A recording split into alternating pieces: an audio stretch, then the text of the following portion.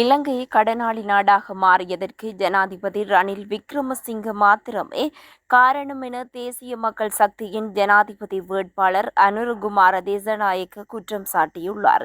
இலங்கை ஒரு ஏழ்மை நாடு என்பதை போன்றதொரு பிம்பத்தையே உலக நாடுகளிலேயே ஆட்சியாளர்கள் தோற்றுவித்துள்ளனர்.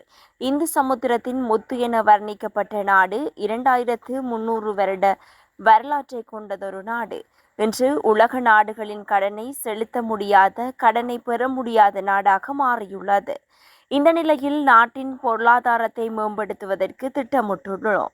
சர்வதேசத்திடமிருந்து 1550 கோடி அமெரிக்க டாலர்களை கடனாக பெற்றுள்ளோம்.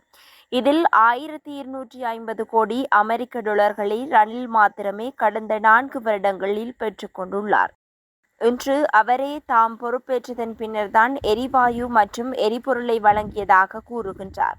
ஆனால் 2015, 2019 ஆண்டுகளில் அவர் அதிகாரத்தை கைப்பற்றியிருக்காவிட்டால் எரிவாயு, எரிபொருள் நெருக்கடி ஏற்பட்டிருக்காது என தேசிய மக்கள் சக்தியின் ஜனாதிபதி வேட்பாளர் அனுரகுமார திசாநாயக்க தெரிவித்துள்ளார்.